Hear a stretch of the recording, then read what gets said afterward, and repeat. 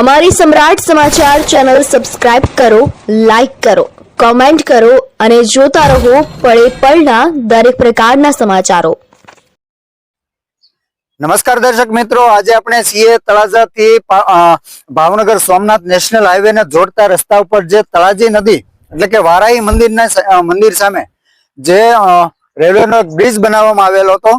આ બ્રિજ વર્ષોથી લોકોને ખૂબ જ મહત્વનો હતો અને લોકો એનો ઉપયોગ કરતા, પરંતુ હાલ તેમની બાજુમાં જ એક મોટો બ્રિજનું કામ શરૂ કરવામાં આવ્યું હતું, જે પણ છેલ્લા ઘણા સમયથી બંધ હાલતમાં છે।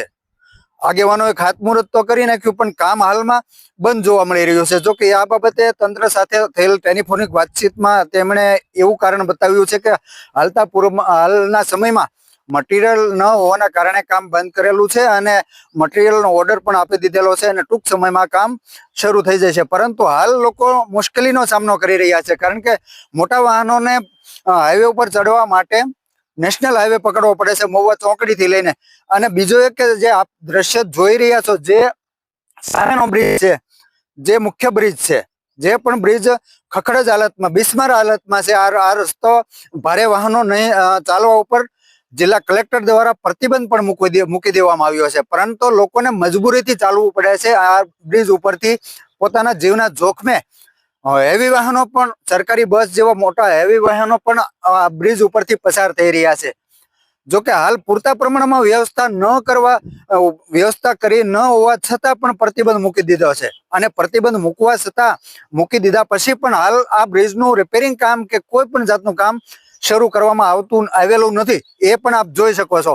હાલમાં જે રસ્તા ઉપરથી લોકો સામાન્ય રીતે આરામથી પસાર થઈ શકતા હતા, આ રસ્તો પણ તંત્ર દ્વારા બંધ કરી દેવામાં આવ્યો છે, અને જે નવું બ્રિજનું કામ છે તે કોઈ પણ કારણોસર હાલમાં બંધ છે, જેના કારણે લોકો મુશ્કેલીનો સામનો કરી રહ્યા છે। આ કામ વહેલી તકે શરૂ કરવામાં આવે અને જૂના બ્રિજનું રિપેરિંગ કામ વહેલી તકે શરૂ કરવામાં આવે તેવી લોકોની માંગણી છે। જી આપનું નામ? જી મારું નામ બારૈયા પંકજભાઈ સોમતભાઈ, તળાજા નગર સેવક પ્રતિનિધિ।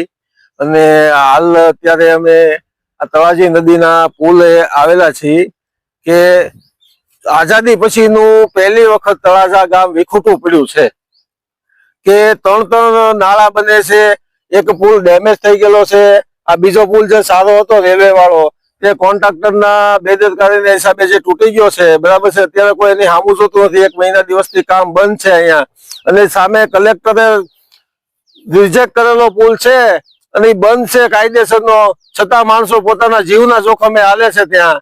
એટલે હવે આ પરિસ્થિતિમાં પ્રજાના પૈસા કેટલા વેડફાય છે એ જોવાનું છે। અને બીજા નંબરમાં કે આ કામ જે કઈ કોન્ટ્રાક્ટરને આવ્યું હોય એ વહેલી તકે શરૂ કરાવવા સરકારશ્રીને રજૂઆત છે મીડિયા, સોશિયલ મીડિયા દ્વારા।